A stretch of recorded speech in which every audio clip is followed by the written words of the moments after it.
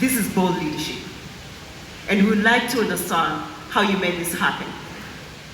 What did it take to move housing from political commitments to a fully functioning economic system that delivers at scale? And what are some of the bottlenecks that you have had to intervene on to ensure affordable housing remains a national priority, Mr. President? Thank you very much, Vivian, and welcome colleagues and friends from across our continent to Kenya. The conversation that you want to engage me in is a conversation that is very close to my heart. Affordable housing is not just about houses. It's about people. It's about dignity. It's about jobs. It's about careers. It is about business and much more. And you have asked me a fundamental question that how did we move this from manifesto, from documents, from ideas into reality? And I have only one answer. It takes leadership. That's it. And we have had this in our plans as a country in many administrations. We've had it in many manifestos. We've designed how it can be done.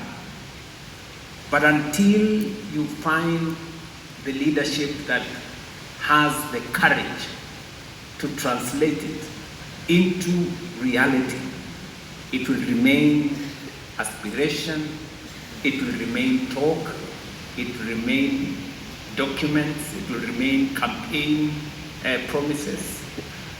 And one more thing, you cannot undertake such a fundamental and consequential undertaking if you are focusing on the next election. It has to take a longer term focus in the next generation. That's what it takes. If you focus in the next election, you will not do it because it is difficult.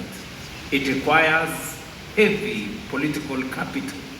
It requires mobilizing resources, how to finance it. And that is why today, as I sit here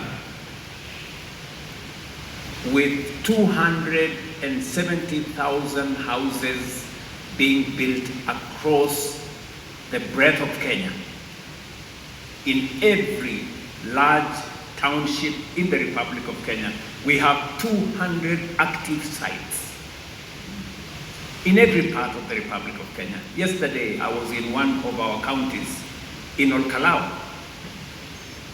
The affordable housing in Olkalau is ready. In fact, we're going to hand over the keys. CS Alice Wahome has been with me. She has taken me to every place in Kenya because of affordable housing. So let me just say this, that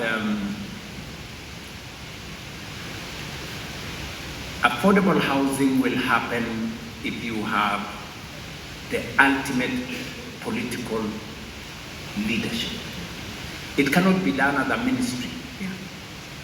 It cannot be done at another level. It has to take the political leadership at the highest level to drive it. Number two, you have to find ways of mobilizing resources. In Kenya, we decided that we are going to mobilize resources locally. The houses we have built in Kenya, maybe ministers sitting here, and I want to say this is a very important forum. We have close to 40 countries represented here at ministerial level, because housing is such an important topic for any government because the world is urbanizing. You've just given us the statistics. We have 700 million people today in our continent living in urban settlements. For us in Kenya, we have 7 million people living in informal settlements. We have 1,140 odd informal settlements around the country. And in fact, strangely, a few years ago in Kenya, when visitors used to come to Kenya, I don't know how this happened, that we used to be proud of, okay, take this visitor to go and see the largest slum in our region. You know? So you take your visitor to go and see Kibera, the largest slum in our region, to go and see squalor and poverty and filth, and you know, which is not the right thing to do. Not to deny that this exists, yes it does, but somebody has to do something about it. Today I can proudly say, when these ministers leave these rooms, they will be taken to see how we are transforming those informal settlements into decent living houses for the people of Kenya. And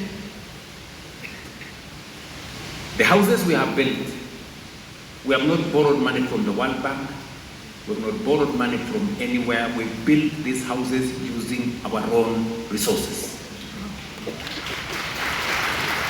I bet you, today we have signed $4 billion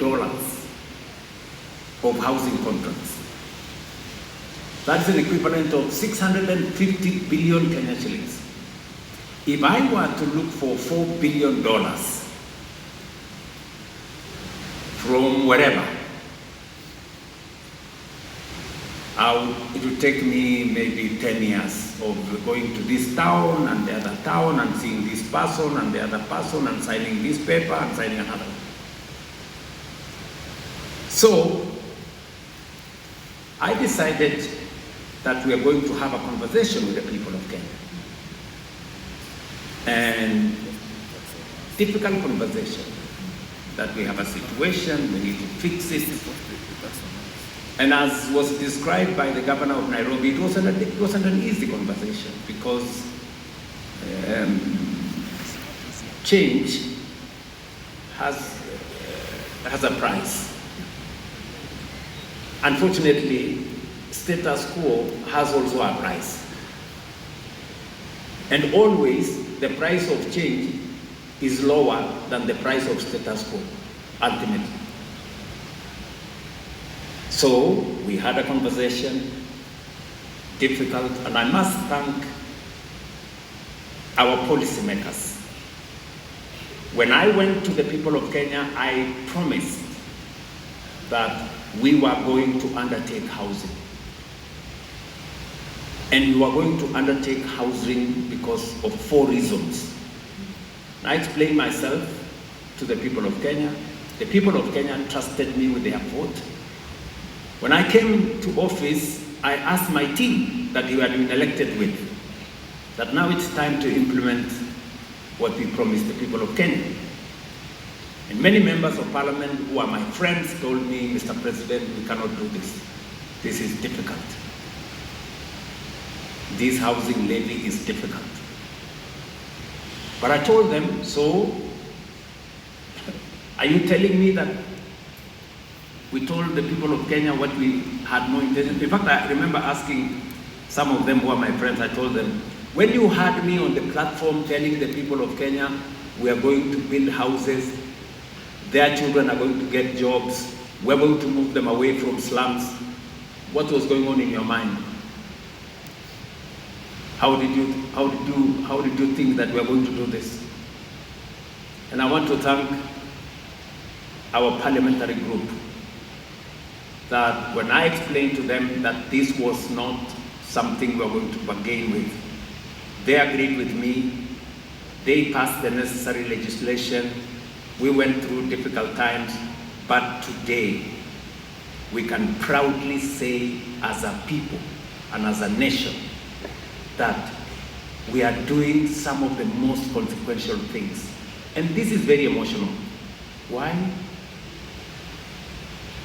You haven't seen the kind of impact that this has on real people.